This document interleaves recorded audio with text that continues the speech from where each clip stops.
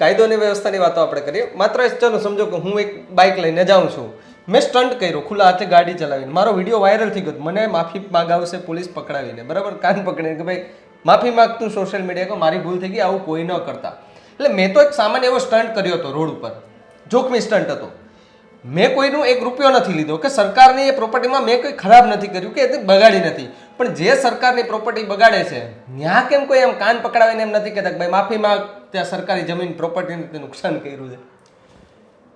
કાયદો વ્યવસ્થા, કાયદો કોના પર લાગુ પડે? તો શું ગુજરાતમાં બધા માટે અલગ છે કાયદો? બિલકુલ અલગ છે. બિલકુલ સામાન્ય લોકો માટે અલગ છે, પૈસાદાર લોકો માટે અલગ છે.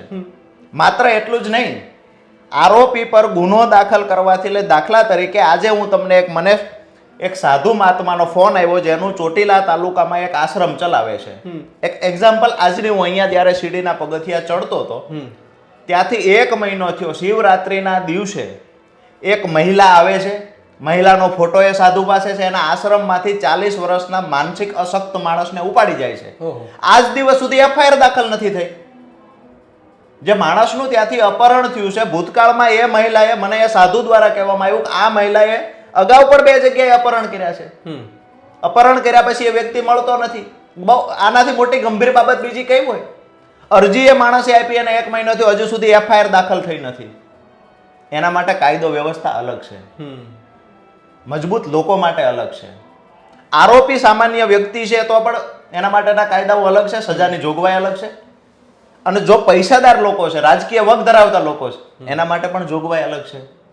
શા માટે આટલા બધા ખનિજ માફિયાઓ છે? ક્યાં કોઈ કાયદો નથી. આટલા બધા ખનિજ માફિયાઓ છે, એક ખનિજ માફિયાને કાન પકડાવી અને બજારમાં ઉઠબેઠ કરાવો, હિંમત હોય તો કરાવી લ્યો. ત્યાં બુલડોઝર જશે. ખનિજ માફિયાઓના બંગલાઓ કરોડો રૂપિયાના બનેલા છે, અનલીગલી બાંધકામ છે, કોઈનું બુલડોઝર તો પહોંચતું નથી. અને બુલડોઝર પહોંચે તો ઓલા લોકોની એટલી બધી સત્તા છે, એટલા બધા એ લોકો હિંમતવાળા છે કે સામે ચાલીને કહે છે કે તમારી અહીંયા અમારા તાલુકામાં અને જિલ્લામાં તમારી જો અહીંયા સત્તા આવતી હોય, તમારા લોકો ચૂંટાતા હોય તો અમારા પૈસાથી ચૂંટાય છે. કમલમ જે બન્યું છે સુરેન્દ્રનગરમાં, કેટલા ખનિજ માફિયાઓએ પૈસા આપ્યા, લિસ્ટ કાઢો. એમાંથી 10% લોકો ખનિજ માફિયાઓ છે. ખુલીને લિસ્ટ બતાવો તમે, કમલમમાં કોને કોને ફંડ આપ્યું છે. તો આ ફંડ જે 1 કરોડ 2 કરોડ 5 કરોડ આપવામાં આવે છે, આ ફંડ છે એ ખનિજ માફિયાઓ આપે છે. ખનિજ માફિયાઓ લોકલ તંત્રને, લોકલ અધિકારીઓને હપ્તાઓ આપે છે. બધાના કુલ મળીને એક ખાડાનો હપ્તો 1.5 લાખ રૂપિયા થાય. જો ઓપન કટિંગ તમે કરો છો તો 4 લાખ રૂપિયા થાય. આ હપ્તા નીચેથી ગાંધીનગર સુધી પહોંચે છે. વારંવાર આક્ષેપો થયા, વારંવાર લોકોએ પુરાવા આપ્યા. કયા પોલીસ અધિકારીને સસ્પેન્ડ કરવામાં આવ્યો? એક પણ નહીં. આ તો એક મજબૂત પ્રાંત અધિકારી આવ્યા, રોજે રોજ રેડ કરે છે, રોજે રોજ પકડાય છે. મતલબ 2200 ખાડા બુરી દીધા પછી પણ આવડો મોટો વેપાર ખનીજનો થાય છે. શરમ આવવી જોઈએ ગૃહ વિભાગ, ગૃહમંત્રી શ્રીને.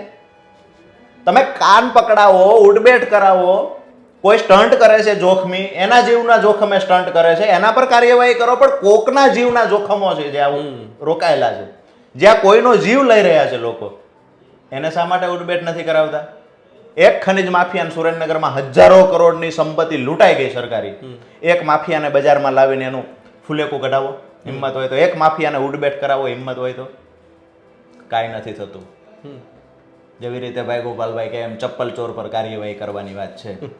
હાલે, ચીની ચોર પકડાઈ જાય, ચપ્પલ ચોર પકડાઈ જાય, પણ આ જે આરોપીઓ છે નહીં પકડાતા. નહીં પકડાતા એનું કારણ છે જે લોકોની જવાબદારી છે ખનિજ ચોરી રોકવાની, એ લોકો ભાગીદારી કરીને બેઠા છે. એ લોકોને દર મહિને હપ્તા આવે છે. બરાબર છે. અમને તો જાણવા એવું પણ મળ્યું છે કે આ વિસ્તારમાં પોસ્ટિંગ માટે પણ લાખો રૂપિયાની ઓફરો થાય છે. ઓહો. ઉપર અધિકારીઓને લાખો રૂપિયા આપીને આ વિસ્તારમાં પોસ્ટિંગ મળે છે. અને ત્યાંથી ટાર્ગેટ આપવામાં આવે. આના પણ ટેન્ડર હોય છે, આના પણ ટેન્ડર હોય છે કે વહીવટ કોને કરવાનો છે? ફલાણા ભાઈએ, રાજુભાઈએ કરવાનો છે. કેટલા આપશો તમે? રાજુભાઈ 5 કરોડ કહેશે ને ભાવિકભાઈ 6 કરોડ કહેશે. એ આખો કારોબાર ભાવિકભાઈને આપવાનો, રાજુભાઈને સાઈડ કરી દેવાના. જેનો વધારે એનો બિલકુલ આખી સિસ્ટમ ગોઠવાયેલી છે. ભૂતકાળમાં પણ આ જ ભડુલા વિસ્તારની ચાયણી જેવું કરી નાખેલો અમે સેટેલાઇટ તસવીર પણ કાઢેલી છે. આજે પણ તમે અહીંયાથી સેટેલાઇટ તસવીરથી જોઈ શકો ભડુલો હોય, જામવાળી હોય, થાનગઢની આજુબાજુનો વિસ્તાર હોય, જ્યાં ચાયણીની માફક ખાડાઓ કરી નાખવામાં આવ્યા છે. વગડિયા આસપાસ રેલવે ટ્રેકની નીચે સુરંગો થઈ ગઈ છે. ઓહો. ભવિષ્યની અંદર આ સુરંગો બહુ મોટો અકસ્માત સર્જશે. આ વિસ્તારમાં ક્યારે ભૂકંપનો નાનો એવો આંચકો આવશે ને તો આખો વિસ્તાર 3 થી 4 ફૂટ યા 5 ફૂટ નીચે દબાઈ જશે.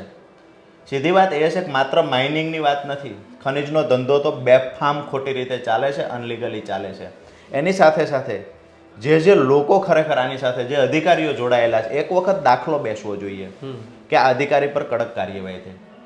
મુખ્યમંત્રીને નમ્ર વિનંતી કરીએ ન્યૂઝરૂમના માધ્યમથી કે તમારી અંડરમાં આખો વિભાગ છે. જો ખરેખર તમારામાં પ્રમાણિકતા બચી હોય, અમે તો માનીએ છીએ કે તમે ખૂબ પ્રમાણિક છો, આધ્યાત્મિક માણસ છો, આ દેશની તિજોરીને ભૂમાફિયાઓ લૂંટી રહ્યા છે, હિંમત હોય તો એને રોકવાના તો પ્રયત્ન કરો. નથી થતા.